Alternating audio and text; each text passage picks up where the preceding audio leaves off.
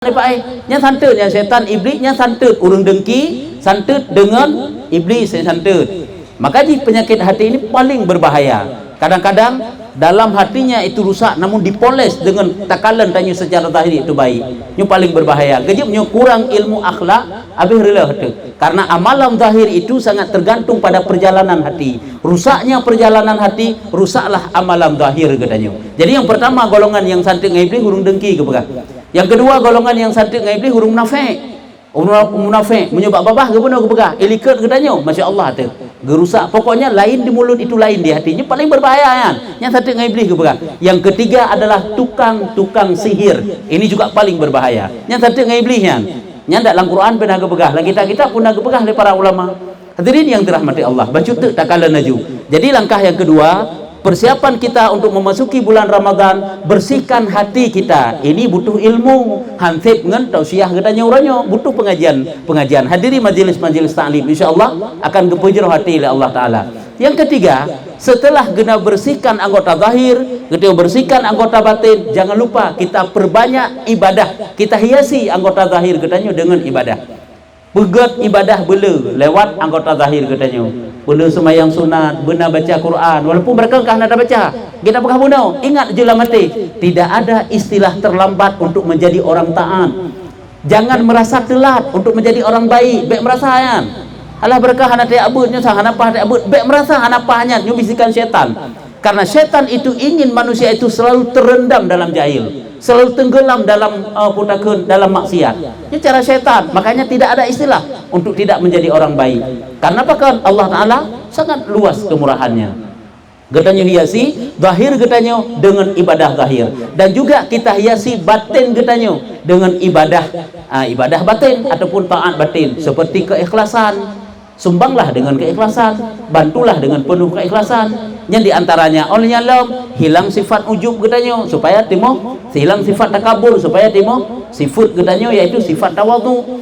Olehnya banyak tafakur, karena salah satu daripada taat batin banyak tafakur, memikirkan apa yang perlu kita pikirkan. Sebenarnya sangat banyak getanya pikirkan tentang nikmat-nikmat Allah. Allah kok le gebi nikmat umur, nikmat sehat, nikmat harta, mangat pikiran, mangat mandu-mandu. Tapi dina taat tanya pada Allah Taala.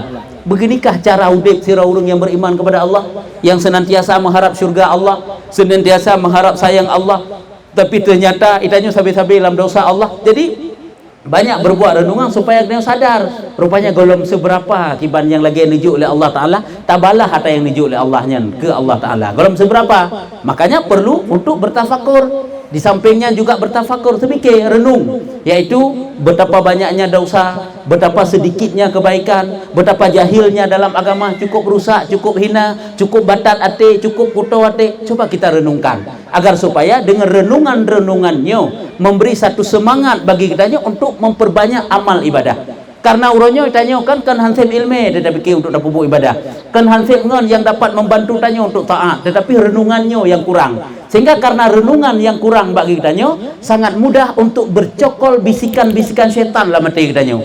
Sehingga tanya lalai tetaduk ngon yang naik pediang kedonya, yang naik pegah je galak muno galak mdek, lupa kepada mati, lupa kepada ibadat, lupa kepada tanggung jawab kitanya di dalam dunia.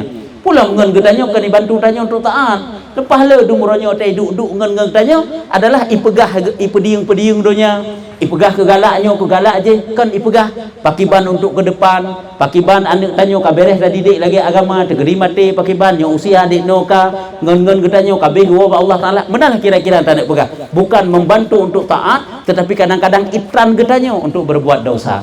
Nyo berarti di antara yang terpegah pemacam taknya cara-cara langkah-langkah yang kita tempuh untuk menyambut bulan suci Ramadan, agar supaya Ramadan itu menjadi bulan taubat bagi kitanya, agar supaya Ramadan itu menjadi bulan ibadah, Ramadan itu menjadi bulan rahmah, bulan maghfirah, bulan intiqam minan nar, dan menjadi ladang amal bagi kitanya, sehingga tubit Ramadan sehingga getanya betul-betul menjadi orang yang dicintai oleh Allah, menjadi orang-orang yang dilimpahkan kasih sayang Allah ke getanya. Mudah-mudahan dengan nasihat singkat yang ulun tuan sampaikannya adalah yang pertama sekali menjadi pelajaran kepada ulun tuan sendiri, selanjutnya menjadi pelajaran ulangan pula bagi kita di Bandung. Yang sebenarnya waktu tanya langkah-langkah yang kita tempuh untuk menyambut bulan suci Ramadan kan nyo manteng jadatat. Memang karena mungkin waktu yang sangat-sangat singkat, betat apa panjang karena uronyo pun uro Jumat ngat bagas selesai, no manteng. Lebih dan kurung ulun tuan lagi maaf. Hadanallahu wa iyyakum ajma'in. Assalamualaikum warahmatullahi wabarakatuh.